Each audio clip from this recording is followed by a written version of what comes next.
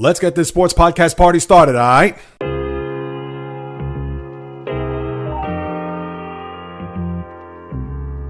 The J Reels Podcast.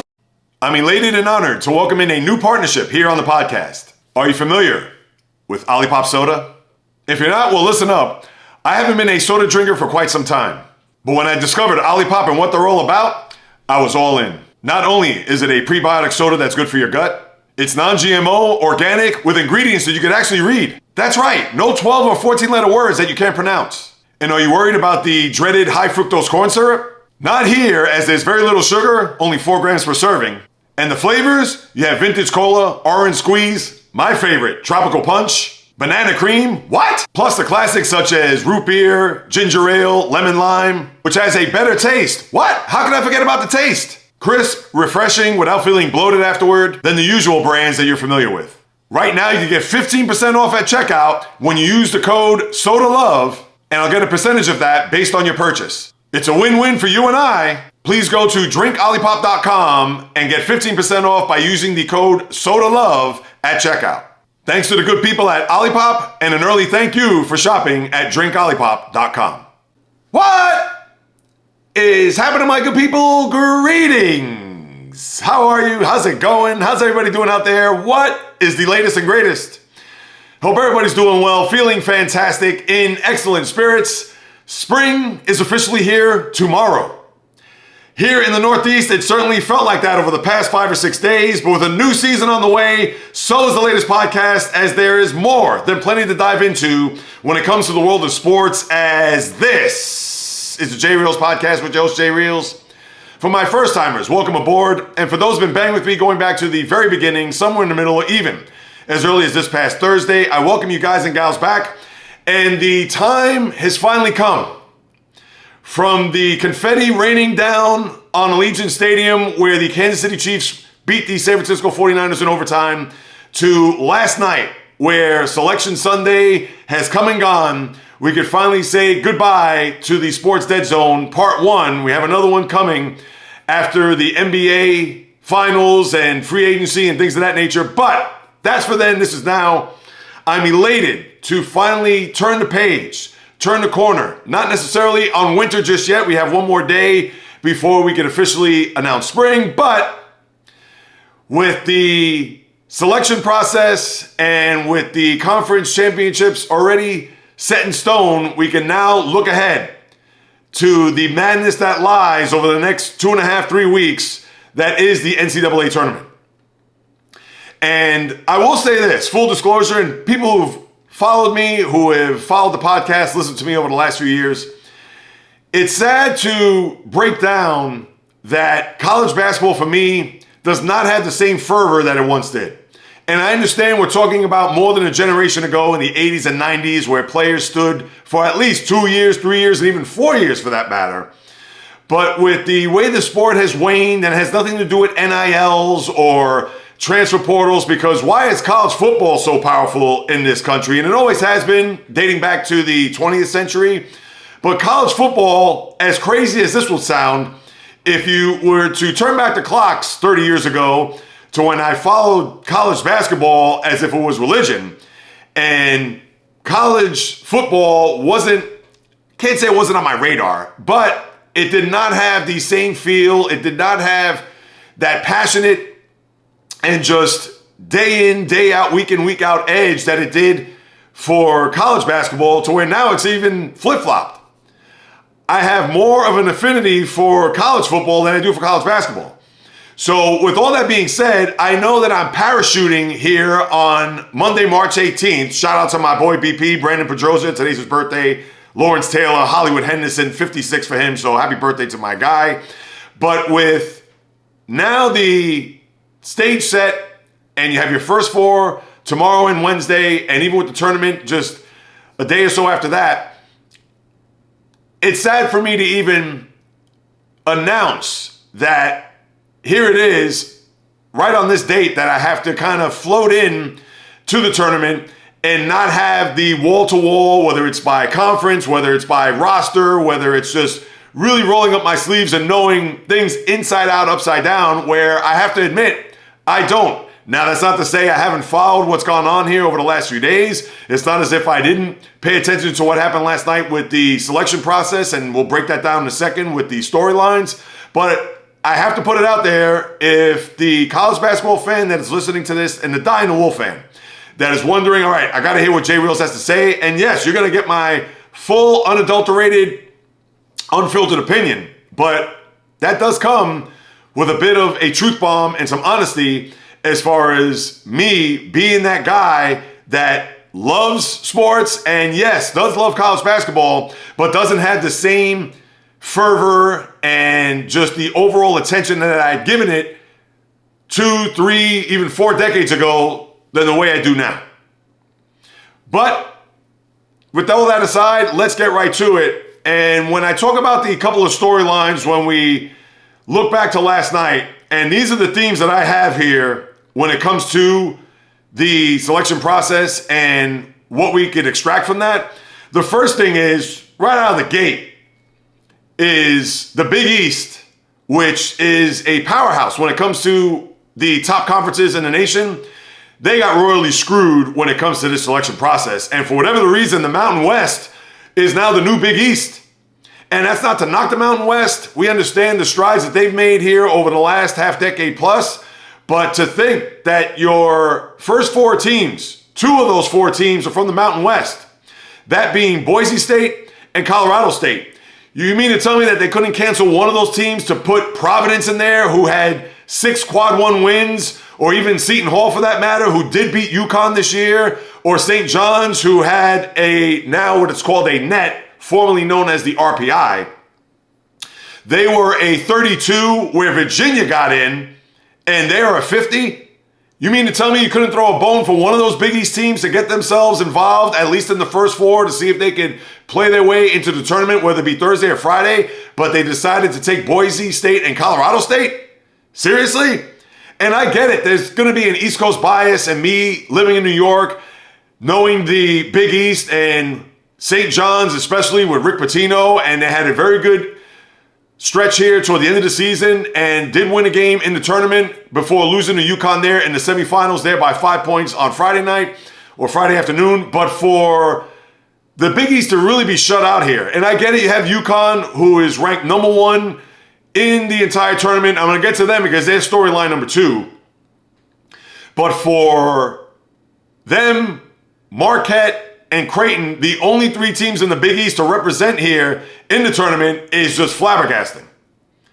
And what they have for the Mountain West, the committee, I'm sure when they broke it down and listed all the teams and who they thought deserved to go, and they also shut out Oklahoma and Pittsburgh along the way. And like I mentioned about Virginia, who was another team that was on the bubble, but they brought them in, and granted that they're going to be part of the first 4 mix, but still, there's no representation other than Creighton, Marquette, and UConn here in the tournament. So for those who are wondering, those aforementioned teams, or where do they lie when it comes to the Final 64, or in this case the Final 68, they are nowhere to be found. So that was alarming, and that to me was the storyline number 1. Number 2 has to be UConn, because they're going to embark on something that hasn't been done since the 2006 and 2007 season, to where Florida won back-to-back championships, and that's now 17 years and counting. And with their championship win last year over San Diego State, they're going to see if they could run the table again for another 6-game winning streak, to see if they could cut down the nets when it's all said and done, to be back-to-back national champions. But even with that being said, the bigger storyline is their region is a gauntlet. And what they're going to have to go through here in the East, and mind you, nobody's going to shed any tears considering they're going to play in Brooklyn and then go to Boston. Granted, it is the East, but it's not as if they have to get on a plane and go to these destinations as far as they're going to go. And you would think they're going to make it to the Sweet 16 and possibly beyond. But for UConn, and to have these teams that are going to be in their bracket, whether you're Auburn, who's played very well here throughout the final stretch of the season, whether your name is Illinois, who's also had a big run, and those 2 teams that could possibly be in a Final Four, even with UConn standing in their way. What about Iowa State, who annihilated Houston along the way to get to this point? You have those 3 teams in that bracket, which could really throw a wrench or two into the UConn system and have them out maybe even before a regional final.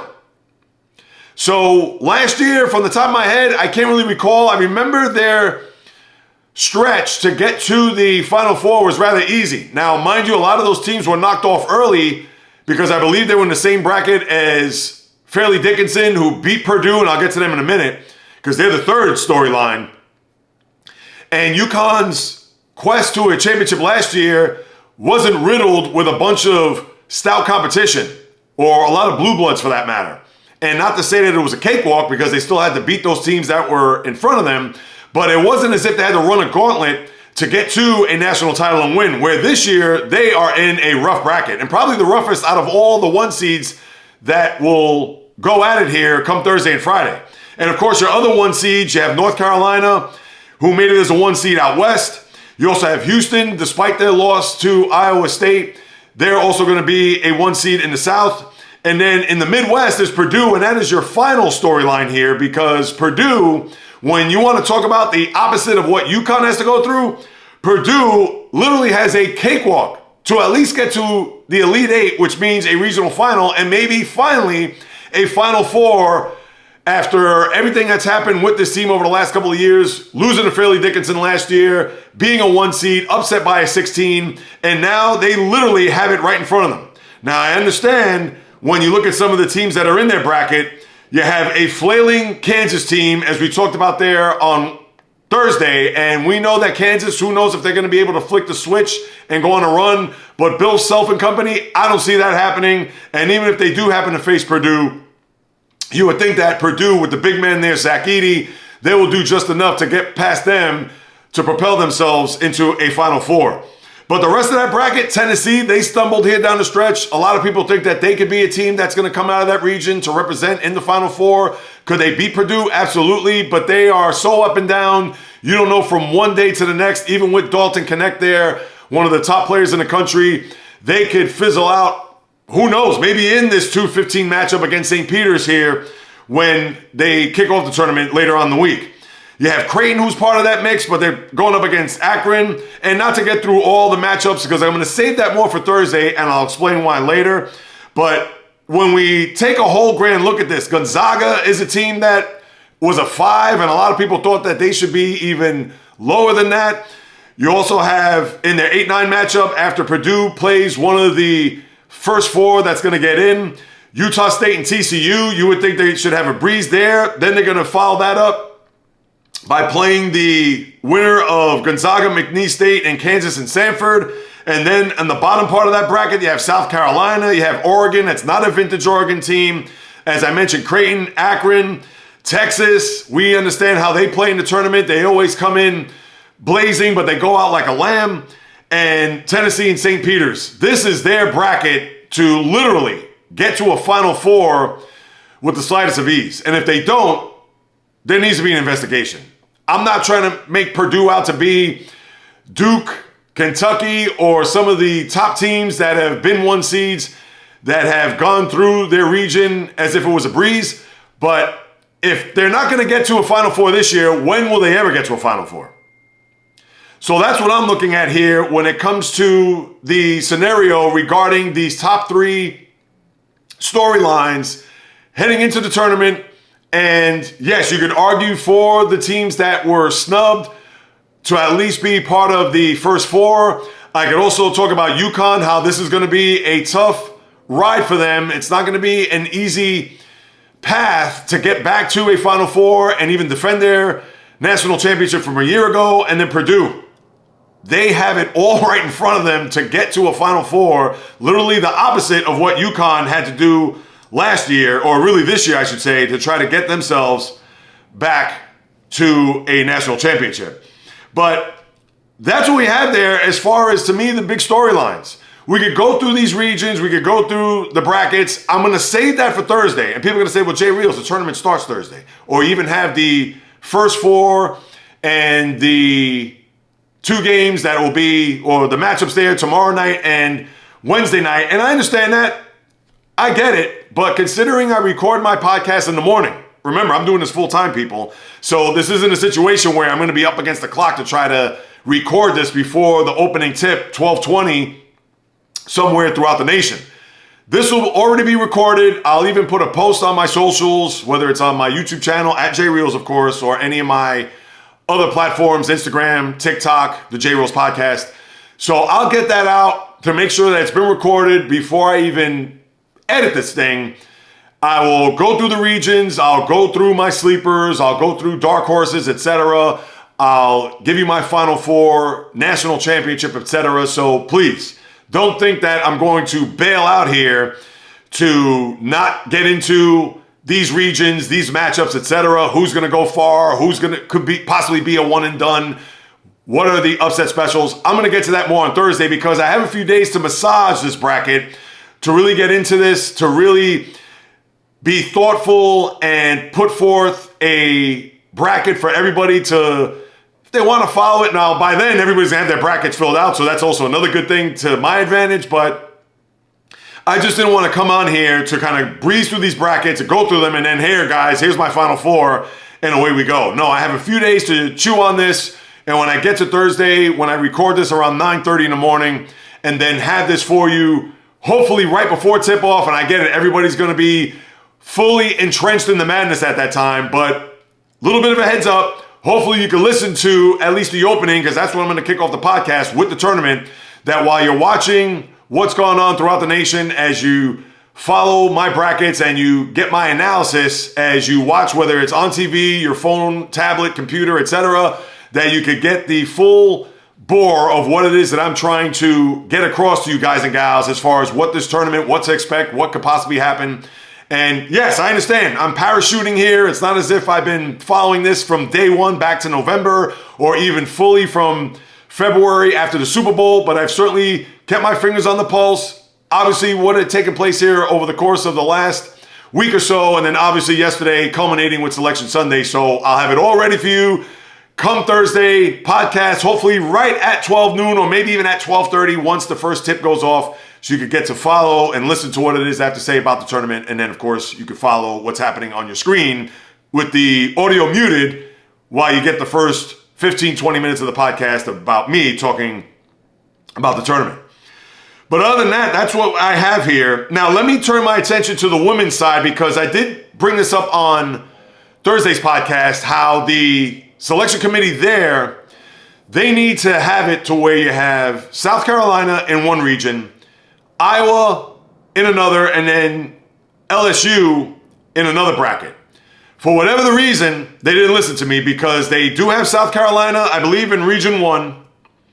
And then they have LSU and Iowa in the same region, Region 2. For what reason? Now, I understand that they can meet in a regional final, so they have it set up to where they're on opposite ends of the same bracket.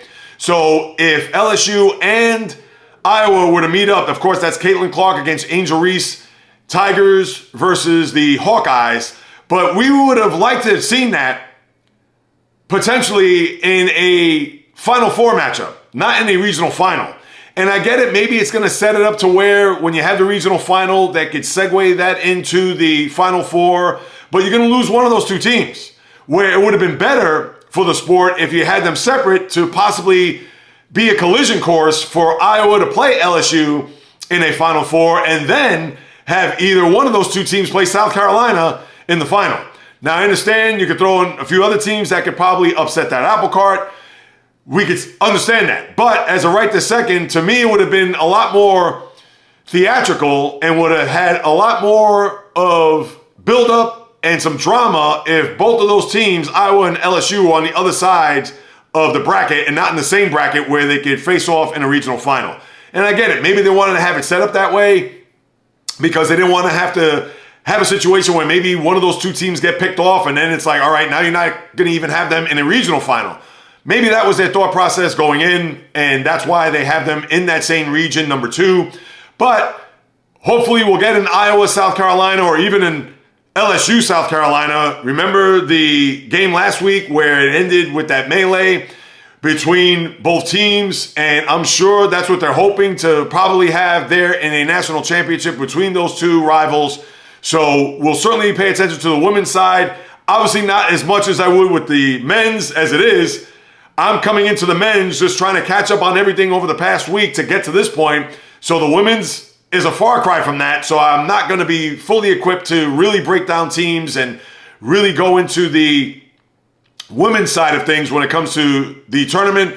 But at least you know from the start, if any of those teams do get picked off before they meet up, whether it's the side of LSU and Iowa, or if South Carolina does get picked off, and South Carolina, of course, led by Dawn Staley, we know how much of a powerhouse that school is. So it's all right in front of us, people. Tournament, everybody I'm sure is just geeked up, getting ready to fill out their brackets as the selections are in. And as far as the games this coming week, we'll get into that right this second. Your schedule starting tomorrow night, and I believe these games will be on what, True TV or TNT? They'll mix and match here as they go along. You'll have at 9:10 Colorado State and Virginia. Those teams, that'll be at 9:10, that'll be the late game. The early game will be Wagner and Howard, so they will be the 16 seed that will be slotted in to play one of the 1 seeds. I guess that will probably be Purdue as of right this second. I'd have to go back and check. But your matchups there tomorrow, and the reason why I brought up the Colorado State-Virginia first is because, again, it goes back to the whole Mountain West, how they were able to get 2 teams in instead of one of the Big East teams sliding in to be part of this first 4. So that is your Tuesday night matchups. And then Wednesday, your early matchup will be Grambling and Montana State, followed by Colorado and Boise State, 6:40 and 9:10 both nights. And both of those games, or all the games, will be on True TV. So you'll have that to chew on before you get to Thursday, where the first set of games, let me just get a look at that. 12:15, Michigan State, who got in as a 9 seed, will go up against Mississippi State. 12:15, that'll be your first game. So, of course, the podcast will be in the can by then and hopefully online right before tip-off of that game. But if not, it'll be shortly thereafter. So that's what you have there with the tournament, people, as we get set to witness the madness. Now, I'm going to pivot. I'm going to take off my high tops. I'll get to the NBA later on. Right now, I'm going to lace up my cleats, put on my helmet and shoulder pads to get to the NFL. Because for the first time in as long as I can remember, as the diehard Pittsburgh Steelers fan, for those who have listened to me, watched me, etc., over the last 6 years, you know how much I bleed black and gold, or black and yellow. And for what has transpired, not only just this past week or even this weekend, but this entire offseason, when you take a look at what Omar Khan, the GM of the Pittsburgh Steelers, have done, and mind you, this was many years with Tom Donahoe as the GM when he left after the 2022 draft. And with Omar Khan, and I have to give even more credit to the ownership, because Art Rooney, once the season ended, he even came out, and I'm paraphrasing here, how it was unacceptable for the Steelers to be in a position to, all right, they made the playoffs here 2 of the last 3 years, but they have not had a playoff win dating back to the divisional round against the Kansas City Chiefs in 2017. This is the Pittsburgh Steelers, where it's all about Super Bowls or bust for this organization. And because they have not won a playoff game since, they lost that game to New England in the the AFC Championship right after they beat Kansas City in the divisional round. The following year, they lost to Jacksonville in the divisional round because, remember, they had the bye as a 2 seed, and they lost to Jacksonville, that brutal game at home to Blake Bortles of all guys. And then they lost in 21 to the Chiefs in the wild card round, which was Ben Roethlisberger's last game. And then they lost, obviously, to the Buffalo Bills in the opening round, where they had Mason Rudolph go against Josh Allen. And then now with Rooney with the declaration saying that this team has to get better. We have made the playoffs, but we've had no success here in more than a half dozen years. And for Omar Khan to say, duly noted, boss, to where he not only let go all of his quarterbacks on the team, that includes Mitch Trubisky, who now signed back with Buffalo, Mason Rudolph, who signed with Tennessee, then on Friday, to my shock, trading Kenny Pickett to the Eagles for a 3rd-round pick, and other picks were exchanged. And it made me think, granted it was March 15th, and there was plenty of offseason to go, but I said to myself, a lot of these backup quarterbacks have signed elsewhere. Gardner Minshew in Las Vegas, Joe Flacco in Indianapolis. I'm sure there's a couple of others that I'm missing. Mac Jones gets traded to Jacksonville. And even though there was a bit of a rumbling regarding Justin Fields, but I'm thinking to myself, the Steelers don't make trades like that. And mind you, they traded Deontay Johnson earlier last week to Carolina for Dante Jackson, a corner who's making about the same amount that Deontay Johnson is making. So to me, that trade was a wash, and there were, of course, draft picks exchanged in the process. But even with all that, and then they signed Patrick Queen, who they never really signed a big-time free agent. They may sign the fringe or the washed, I hate to say it that way, whether your name is Patrick Peterson or Landon Roberts or Quan Alexander. They've signed those type of guys, and even then, they usually stay away from. And here they were. Friday afternoon, they trade Kenny Pickett away. Meanwhile, Omar Khan was working his magic behind the scenes to where Saturday the news comes through where they traded for Justin Fields, a guy who is a former number 1 pick, 11th overall. Yes, does that sound familiar, Steeler fans? And for Pickett, not to make him out to be Ben Roethlisberger 2.0, but I was shocked that they traded him because Omar Khan during the Combine had said that they have full faith in Kenny Pickett moving forward, although he did state that there would be a stiff competition or a strong competition come camp, depending on who they were going to bring in. And then obviously I didn't even mention Russell Wilson part of this process where they signed him to a 1-year, $1.2 million deal. And all you got to do is listen to the previous podcast to see how I feel about the Russell Wilson signing. And to me, it's not about money because they're only going to pay him $1.2 million where the Broncos are on the hook for the rest of it. To me, it was more of a thing where, why? 35 years of age, this is not the 2014 to 2019 Russell Wilson you're getting, but I digress. So now they trade for Justin Fields, who has a lot of talent, a lot of ability, shown some toughness, inaccuracies, yes, as far as his throwing goes, decision-making, questionable, played at Ohio State, played in a Final Four game, semifinal where he was excellent against Clemson, and does have the chops to, I think, have a good NFL career. Maybe not the best of weapons there, other than DJ Moore and maybe Cole Kmet in the Windy City. But I did have my reservations with Fields, knowing that he's a guy that does have a big ceiling, but has not really shown that he could win in this league based on his record, which I believe is 10-29. But with all that being said, to get a 6th round pick, or you have to give up a 6th round pick next year, and if he takes 51% of the snaps, it'll be a 4th round pick. That was not a steal. That was an absolute fleece job. Because a lot of people were thinking that maybe the Bears would ask for a number 1 and not get it, but they would probably minimum would take at least a number 2 pick. And all the Steelers had to give up, not a pick this year, next year, and albeit a 6th round pick. And you would think that's going to be the case because with Russell Wilson, in all likelihood, is going to be under center to start the year. And if he remains healthy, and you would think as long as he gets to week 10 unscathed, he's going to get to not have Justin Fields playing 51% of the snaps when it comes to the 2024 season. So Omar Khan has worked his magic this offseason, and he has been stupendous. And it's actually been, I can't even put in the words, because this organization, which is very close to the vest, does not go out and really dabble in free agency the way they have this year.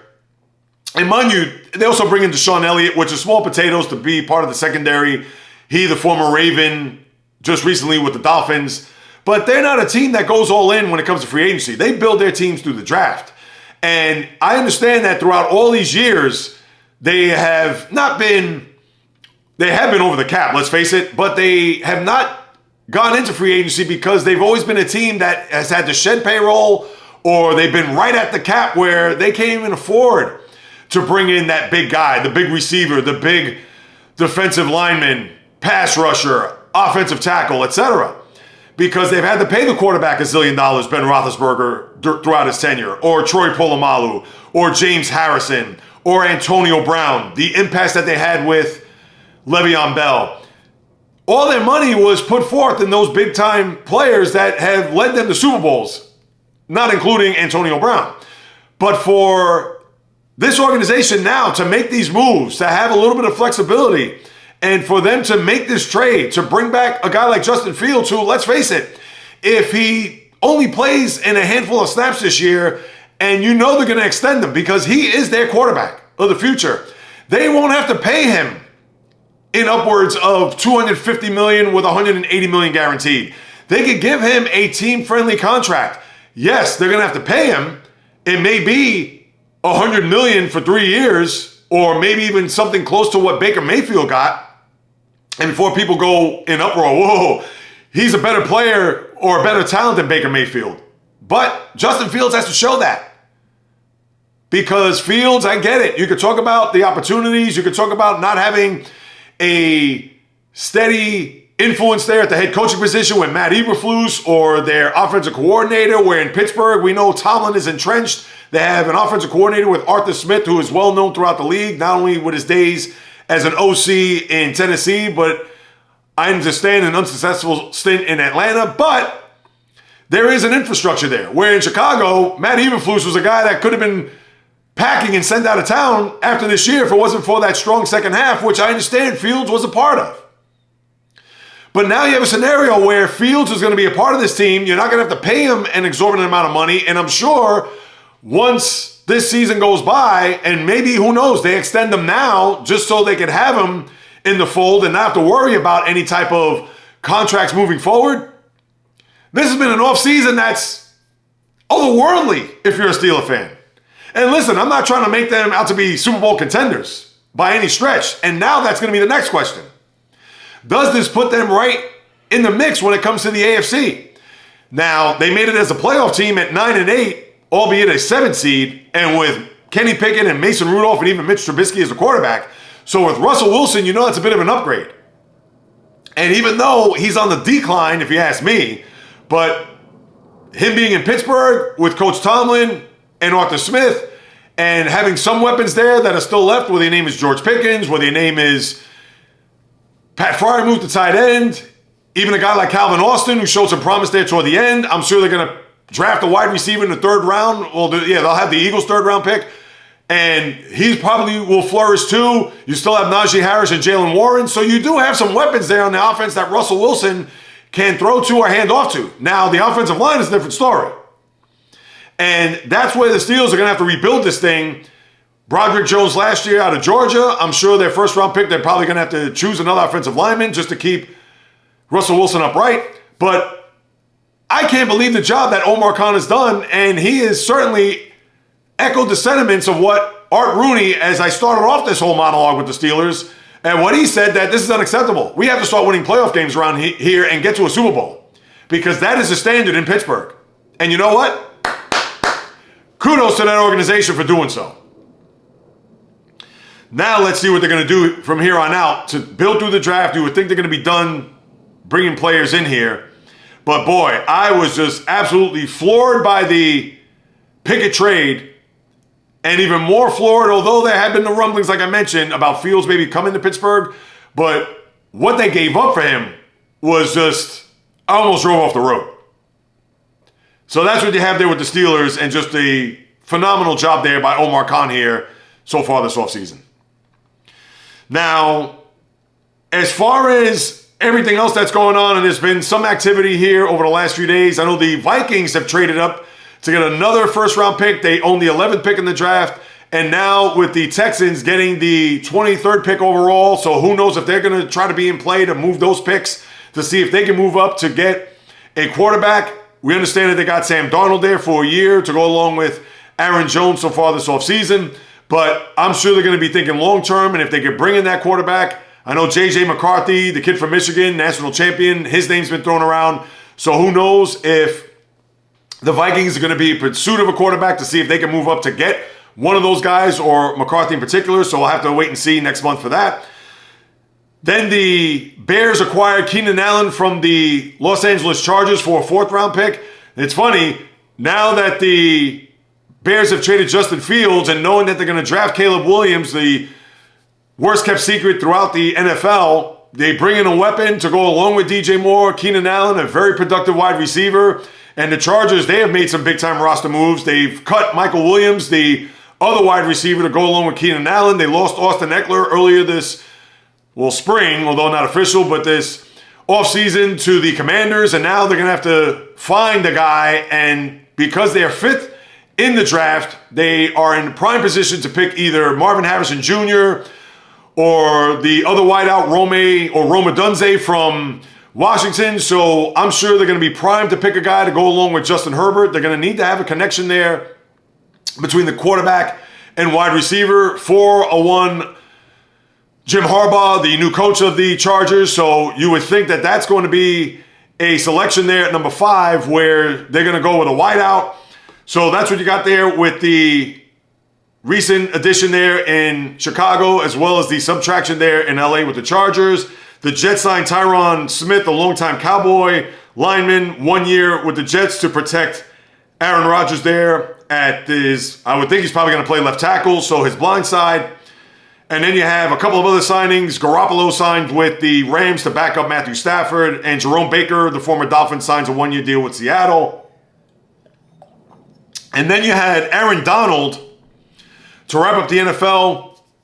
He retired on Friday, and we remember back when they won the Super Bowl 2 years ago that there were talks about him possibly retiring off of that championship, and he stood for 2 more years. And at 32 years of age, 10 seasons, 10 Pro Bowls, 8 first-team All-Pros, and with the Super Bowl ring in tow, he goes off into the sunset and easily will be fitted for a gold jacket 5 years from now in Canton. Kudos to him. What a phenomenal career. And you have to even think, as much as I'm not a prisoner of the moment and a guy that looks at sports from 2010 to today, but he is a guy that you could actually argue as possibly the greatest defensive tackle and maybe even the greatest defensive lineman. To be a guy that, I understand his sack totals aren't going to match the Reggie Whites, the Bruce Smiths, the Julius Peppers, guys like that, who have 140 plus when it comes to sack totals, where I believe Aaron Donald had 111.5. But he was a defensive tackle.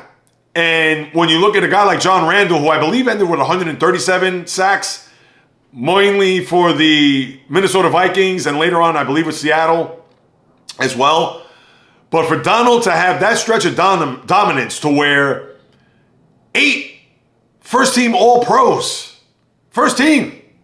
I don't even think Mean Joe Green has that, and he is the standard when people talk about defensive tackles in the history of the sport. You could talk about him, you could talk about Merlin Olsen, you could talk about Randy White, who was a former Super Bowl MVP, co-MVP at that. Aaron Donald belongs. He is in that sentence. He is in that Mount Rushmore, not only just for defensive tackles, but maybe even for defensive linemen, considering his dominance. That's how great of a player he was, and you have to give him credit. When you have that many All-Pros and the 10 Pro Bowls in the 10 years, and to me, that's to a lesser degree, but that does count for something. And for him to win a Super Bowl and to be that pass rushing force and that dominance in the middle of that Ram defensive line, there isn't much more that I could extol as far as his praise and his brilliance and being a guy that one more time, he could start writing a speech right now, if he hasn't done so, somewhere on a beach, I would think in the Caribbean. So that's what I have with the NFL as the offseason will kind of quiet here. I know you probably have a couple of fringe players that haven't signed that, off the top of my head, I can't even tell you, because the NFL has just been wild and crazy here this past week. And now that the calm after the storm, and even though you have a couple of players that I'm sure are still out there that could be signed or could be taken on a roster at some point, but we would think between now and I would think a couple of weeks heading into the draft, it is going to be some calm water, some calm seas before we start ratcheting it up again sometime in the middle of April, before we get to the draft at the end of the month and really start to get in on these draft picks, these quarterbacks, wide receivers, everything that you could shake a stick at when it comes to the draft. So we'll have to wait a month or so before we could get to that. All right, I'm going to turn my attention before I get to the NBA and NHL, baseball real quick, because the season does begin on Wednesday. That's right. Major League Baseball, which in earnest will start a week from this coming Thursday, but you do have 2 games in Korea where the Dodgers will play the Padres. And yes, before people are saying, oh, I'm sure Jay Reels hates that, I have to admit, I don't like it, but I don't hate it. Because once upon a time, there were seasons that have opened up in Japan, or in this case, Korea. They have opened up overseas. And me being a Met fan, in 2000, the Mets opened up the season with the Cubs. I know they split those 2 games where Benny Agbayani hit that grand slam in the 9th inning of one of the 2 games. I believe it was the second game of that double dose between the Cubs and the Mets. But I can understand why they want to open up the season in Korea, Japan, overseas, especially in markets where they have baseball. And it's because of that. That's why I'm a little bit more lenient in that regard. Now, when it comes to the London games, that's a different story because baseball is not prominent in London.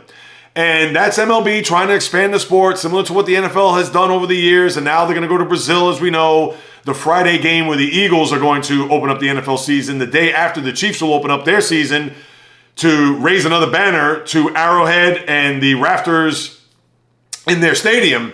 But for baseball, I don't mind it as much. And yes, it does kind of get lost in the shuffle, which I think that's not a good thing for baseball because those games are going to start, I believe, 6:30 a.m. here, at least in the Eastern time zone, to where out west, if you're a Dodger fan, you got to be up at 3:30 to watch those games.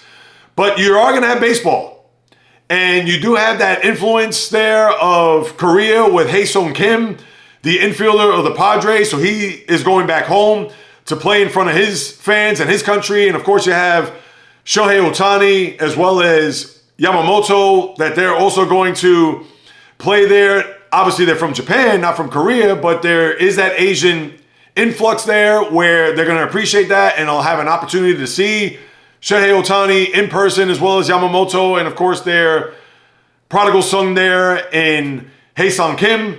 So you have all that to digest here, and I'm sure a lot of people are going to miss it, and they're going to forget about it, and maybe not even tune in. They're going to wake up and they're going to see a baseball score thinking it's an exhibition game when it's actually a regular season game that's going to count.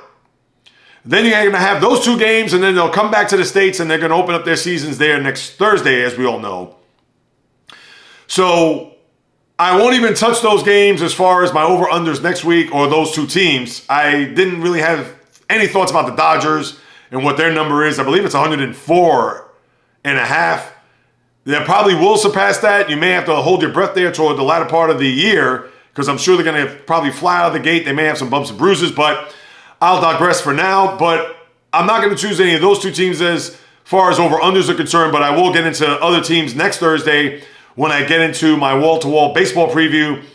But for the season, it does begin here on Wednesday, ESPN, Wednesday and Thursday. Now, as far as other news and notes in baseball, the Yankee fan and their organization could breathe a sigh of relief. Gerrit Cole, his elbow is sound. Now, he's not going to throw a baseball for 3 to 4 weeks. So until then, they'll evaluate the elbow. They'll see if he can start the long toss. You're probably not going to see Gerrit Cole at minimum, I would think, the middle of May. Because you're thinking right now, the first or second week of April, which in essence is the middle of April, and then you probably have it evaluated. He'll probably start to soft toss then, and then even after a couple of weeks evaluating that, he'll probably get into some spring training program where he's going to throw some simulated starts. He'll probably throw a minor league start or 2 down in Tampa, and then you may be even looking at Memorial Day when it's all said and done, as far as him starting off his 2024 season. But if you're a Yankee fan, you'll take that as opposed to him having to go under the knife and not see him until sometime maybe next spring or even summer for that matter. So that you can at least wipe your brow and say, don't have to worry about that. Now, do you wonder if reinforcements are coming, considering that he may be gone for minimum a month, maybe even 2? I don't think, and I've regurgitated this beyond belief, whether it's Blake Snell or Jordan Montgomery, I don't think the Yankees are going to go there. You can forget about it. And I don't know what other pitchers are going to be out there that the Yankees could bring in, especially on the trade front. We talked about last week Dylan Cease, a guy that was on the Yankee radar. He was traded to San Diego because they wanted Spencer Jones, the highly touted prospect. And real quick, I have to say this. If you're the Yankee front office, knowing that you have Juan Soto, and I get it, he's 25, 26 years of age. You have Jason Dominguez, a guy who's recovering from Tommy John surgery, who you may not see until, I would say, maybe around the All-Star break. You have Aaron Judge, who's going to be in the outfield for another 8 years after him signing that big free agent deal last year, 9 years, $360 million. So you have Judge in center. You'll have Dominguez, who will play one of those positions. And then you have Spencer Jones, a guy who's on the come-up. If you're Hal Steinbrenner, even Brian Cashman, now barring him having a killer year and having no choice but to re-sign him, why would the Yankees want to sign or re-sign Juan Soto if you have two stud prospects who are outfielders waiting in the wings to go along with Aaron Judge? Spencer Jones, who a lot of people are already dubbing a left-handed Aaron Judge. You have already the right-handed Aaron Judge, and you have a switch-hitting, been compared to Mickey Mantle, Jason Dominguez. Just putting that into your memory bank for somewhere down the road, because that's a receipt that we may have to pull at some point down the road when it comes to the Yankees re-signing Juan Soto. And speaking of the Yankees real quick, because you're not going to have Gerrit Cole start on opening day, rumor had it that it was brought to the attention of Marcus Stroman, who balked at the opportunity of starting on opening day down in Houston. Why? I have no clue. If that's the case, that's not the good foot you want to get on if you're Marcus Stroman and the Yankee front office, or even the manager for that matter. So I don't know why he didn't want to take the ball. He's a guy who is a gamer, who's not afraid of toeing the rubber when he absolutely has to. And why he decided to pass on this is beyond me. So that distinction goes to Nestor Cortez. He will start opening day down in Houston against the Astros. And then lastly, I have to talk about this. I did bring this up a few weeks ago when it was broached about the Pete Alonso, his free agency, where he's going into his walk year, and there was no talks about him being re-signed before opening day, and that was from the VP of Baseball Ops, David Stearns. Well, now a microphone was put in the face of Steve Cohen over the weekend where he said, and I'm paraphrasing, that a deal is not likely to get done between now and the start of the season. And you're playing with fire if you're Steve Cohen and the fan base for that matter. And I understand that he does have a couple of examples that maybe the Met fan could exhale a little bit, because when Edwin Diaz and Brandon Nimmo, who were both going into their walk years, and as we know, Diaz had a killer 2022, and Nimmo had a very productive and solid final year going into his free agency year. But the Mets were able to re-sign those two guys. All right, I can understand that. But this is Pete Alonso. And I'm not trying to make Pete Alonso out to be Albert Pujols, but you have to understand something here, Steve Cohen. And I get it that you're the richest guy, owner, etc. in the sport. But this is a guy that could break all of the Met offensive records when it's all said and done. A guy that can have his number amongst the reaches of Citi Field to go along with Keith Hernandez, Mike Piazza, pretty soon Dwight Gooden, Darryl Strawberry, Casey Stengel, Tom Seaver, etc. And you really want to flirt with the idea that, let's say Pete Alonso has a, dare I say, a push all your chips in the middle, bet on myself type of year, to where he hits 50 some odd home runs, drives in 135, hits 270, is in the running for the MVP. They may not make it to the postseason, but has that type of year where you're going to have to fork over, in all likelihood, minimum $300 million for probably 10 years. And mind you, he's going to be 30 in December. Why not just get it over with? Why not just put it out there? Why not just pay him $35 million for 7 years till he's 37? And you know Scott Boras is going to balk at that. But how about some overtures? Again, he is flirting with disaster with this fan base, because he is the one power guy that the Mets haven't had in quite some time. You have to go look long and hard to when you had a slugger of that ilk that hits 40 home runs in his sleep. So for the fan base to have to sweat it out here throughout the course of this season, and even though Steve Cohen can give you those examples, but that doesn't mean it's a guarantee. And that's what I'm talking about when it comes to Alonso this upcoming year. Now, if he has a bad year, who knows? Does he resign him then? Or if he has an injury-plagued year, that's a whole other story. But if he does have a Pete Alonso type year to where he hits 40 to 45 home runs, knocks in 110 to 120, and let's say He's much better than the 210 last year. He hits 260. He's going to have to pay top dollar. And there's going to be a lot of teams lined up to try to procure his talent. And I know the Cubs were in on a trade, as rumored last year, to see if they could bring him into the Windy City. So, Steve Cohen, it's all on you, and you're going to have to hear it throughout the course of the season, especially if Alonso goes off and has an MVP-type season. So just had to put that out there again as receipts. All right, now I'm going to put on my high tops, get to the NBA. I'm going to just pretty much breeze through this because there's not much to discuss here. I know the other night you had the shot clock and game clock scenario in the final 2 minutes of that Warrior-Laker game to where the Warriors won 128-121. But how could the final 2 minutes of this game, and we understand with replay reviews and fouls and free throws, the final 2 minutes of a game could be 20 minutes. But literally, that's how long the final 2 minutes took because of the clock malfunction, to where you had to go to the replay, you had to make sure that everything was just working as seamlessly as possible without the clock, that you had to go by what the scorer's table was bringing you, and it was just a mess. How could the NBA operate like this on one of their showcase games is beyond me. This could have happened could have been Wizards and Raptors, and it still would have been a disgrace. But even more so because it was the ABC game, because it was your Saturday night primetime game between LeBron and Curry, that was just a bad look. And I don't care how you slice it, but a game as interminable as it could be, even when the clocks are running, but to not have the clock running, just terrible. And absolutely inexcusable. So I had to get that out and off my chest. And I'm sure the NBA, I don't even know if they've issued apologies. I'm sure they have to the fans, etc. Who knows? But that was just a terrible optic there Saturday night between those two teams. And with that, the Warriors put themselves in a position to where they're currently tied. Now, I get it that they have a couple of games in hand. The Warriors have played 66 and the Lakers have played 68 as we get down the stretch of the season.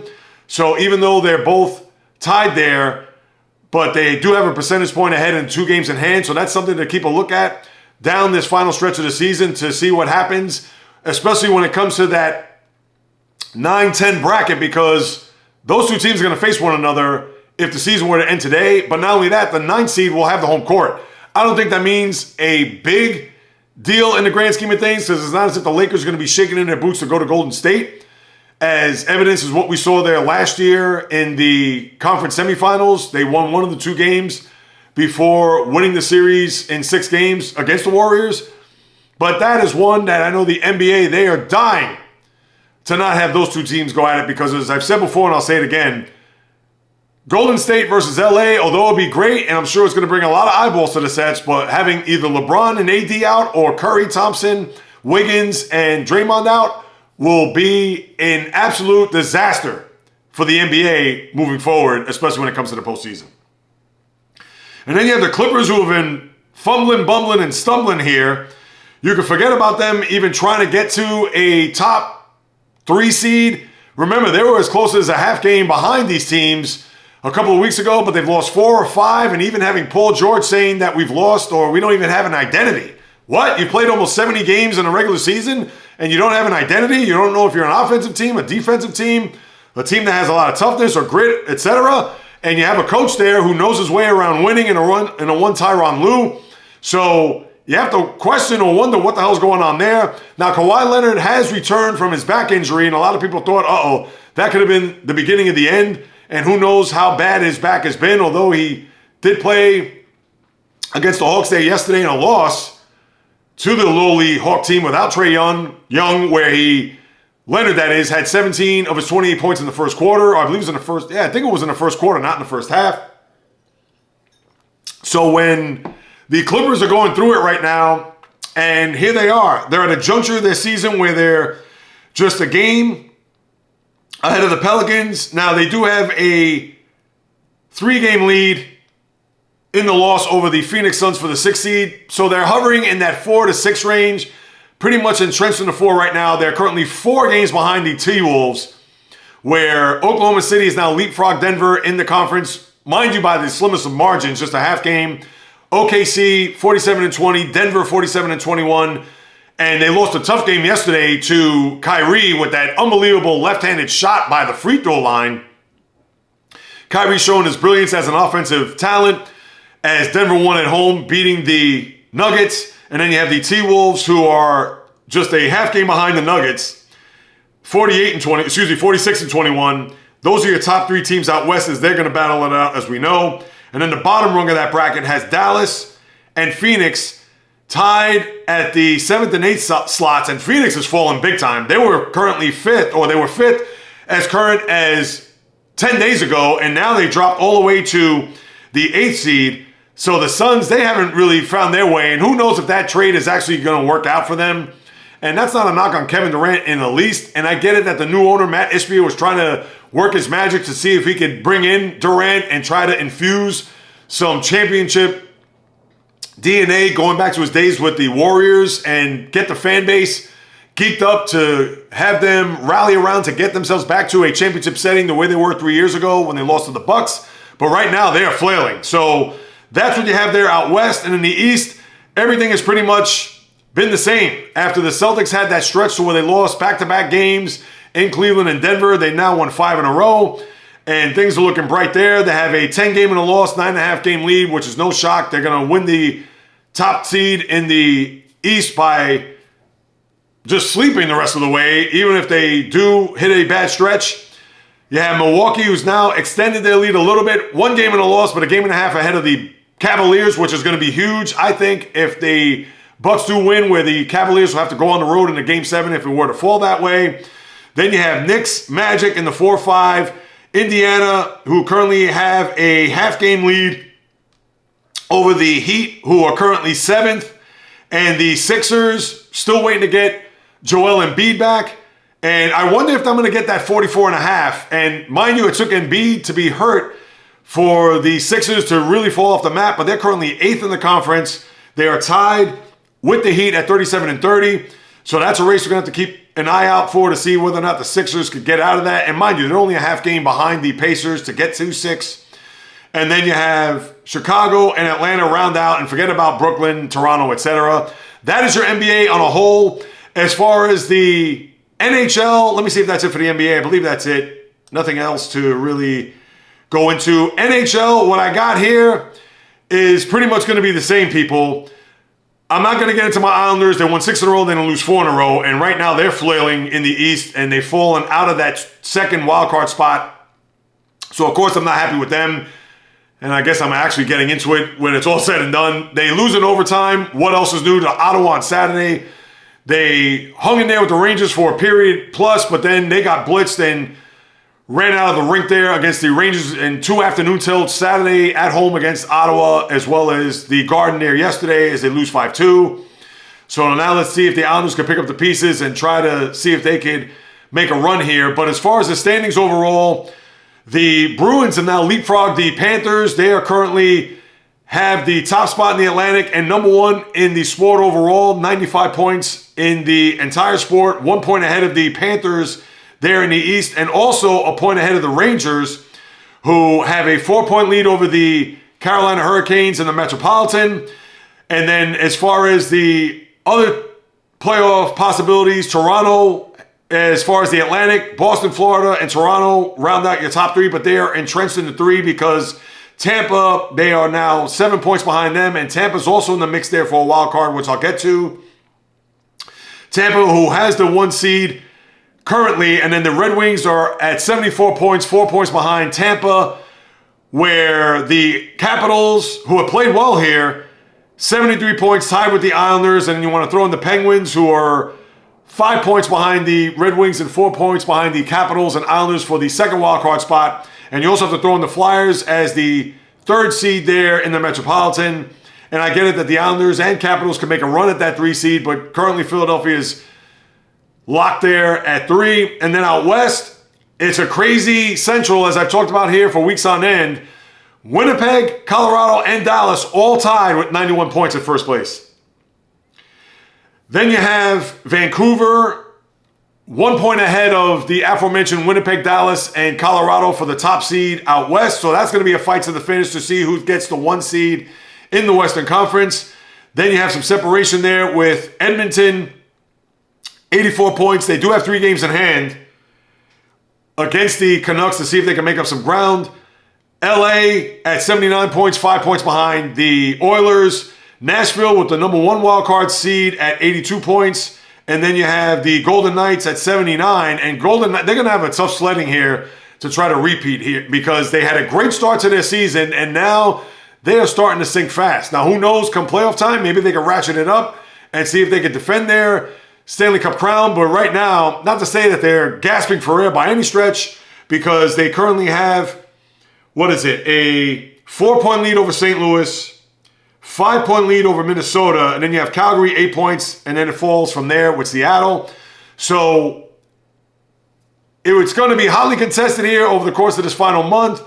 Let me see if there's any injuries to note when it comes to the NHL. I know Ryan Lindgren, he left the game with a leg injury. Who knows what the status is going to be for him. Martin St. Louis, the coach, has to take leave for family reasons, for whatever that is. And I know the Canadians, they're nowhere near a playoff spot, so you don't have to worry about Le Habitant. And that's all you have. So NHL, relatively quiet here as we head to the home stretch. Now let me get to a couple of quickies before I bid adieu. And I get it, they're not major tournaments when it's the grand scheme of things, but I have to get to some golf and tennis before I say goodbye. The Players' Championship at Ponte Vedra in Florida. First time you had back-to-back winner for one player, and that's Scottie Scheffler, who is ramping up now as we get to the Masters. Masters are 3 weeks from this coming Thursday. The first, and of course, the traditional, like any other, down in Augusta. The first of the 4 majors. And for Scheffler to be 5 strokes behind going into yesterday, he shoots a 64 and 8 under to end the tournament at 20 under, and I believe ended with a 10-stroke win over the likes of Xander Schauffele, who I believe had a 5-stroke advantage over Scottie Scheffler going into yesterday. So for the 49-year history of the Players' Championship, otherwise known as the TPC, for Scheffler to win back-to-back and to come from behind the way he did and to shoot a 64, just phenomenal for Scheffler. And we know that he's a top golfer and a guy that you know is going to be raring to go, and off the top of my head, I believe he did win the Masters last year.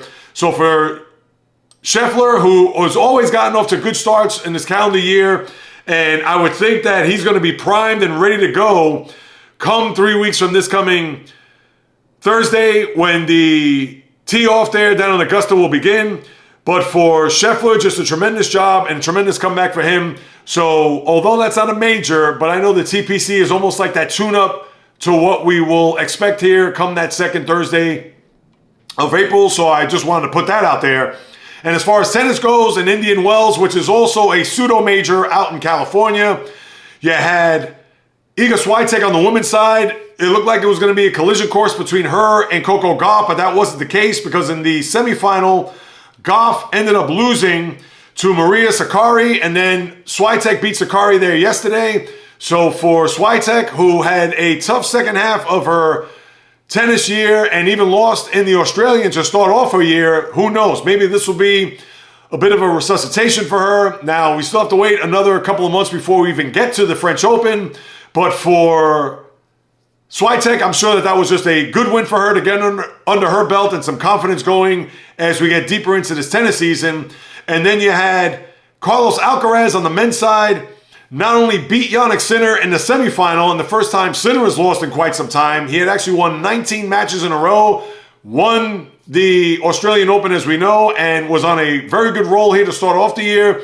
But Alcaraz intercepted that and thwarted his perfect streak here of that 19-match win run that he had, and then he ended up beating Alcaraz, that is, in the final in a 3-set sweep over Daniil Medvedev. So Alcaraz, who's also looking to try to install, or I should say infuse some confidence in his game, because as we know, did win Wimbledon, lost in a semifinal at the US Open, did not do well here down under in the Australian, and then now trying to get his sea legs and try to get himself together to build toward the French Open and see where he lies throughout the course of this tennis Grand Slam season as one of the young guns, up and coming, 20 years old, a guy that you would think not only the future, but the future is now for him when you know that Novak Djokovic, who has not played well here to start off his year, who knows what you're going to get from Rafael Nadal. The old guard is starting to wean out here.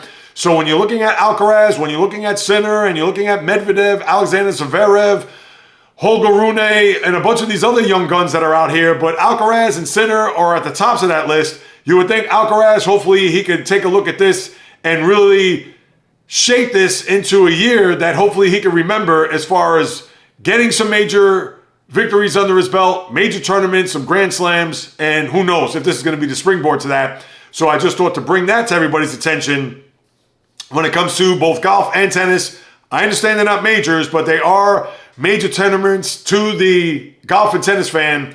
So I just thought to round out the podcast with that, because where else are you going to get 1 hour of everything that I just expounded on in one podcast? This is your one-stop shopping for everything, people.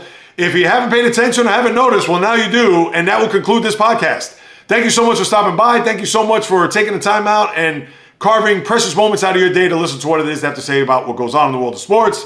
If you haven't done so, please subscribe, rate, review. Throw me a few stars, write a review. That's going to increase the visibility, as I mentioned at the top. Also, my brand partnership, can't forget that. I also mentioned that at the top. But please, go to drinkolipop.com. They have wonderful flavors. My favorite is a tropical punch. I also love the banana cream. And that's the thing. They have your vintage flavors, whether it's root beer, cola, ginger ale, root beer, or even some wild and crazy ones, whether it's watermelon lime, whether it's, they even have cherry cola. I know it's more of a classic, but the watermelon lime, the tropical punch, those are two that I love to have on a day in, day out basis, as well as banana cream. What, a banana soda? That's right. Try those. Go to drinkolipop.com. Get 15% off your order by typing in the code SODALOVE, SODALOVE, and you will get a discount among checkout on your purchase. So please do that. And if you want to hit me up with any questions, comments, suggestions, etc., you can do so with the following on my YouTube channel at JReels, Instagram, TikTok, Facebook, the JReels Podcast, Twitter, X, JReels1, just a number, or the old-fashioned way, the JReels Podcast at gmail.com. You know that I will follow up with you guys and gals. And whether you do or do not know, this is what I love to do, people. It's in the blood, it's in the DNA. As I like to say, I'm going nowhere as long as I'm alive and breathing. Talking sports ever since I came out of the womb. With nothing but fire, passion, energy, fury, with my thoughts, opinions, critiques, analysis, praise, feelings on anything and everything that happens on the world of the diamond, ice, gridiron, hardwood, golf course, racetrack, tennis court, boxing ring, octagon, you name it. From my lips to your ears, from my heart to your soul, from where I am to wherever you are, the JReels Podcast always comes correct, direct, and in full effect. From the South Bronx to South Beach to South Central to South Pacific and all points beyond, peace, love, and God bless everybody. And until next time on the JReels Podcast, on the flip, baby.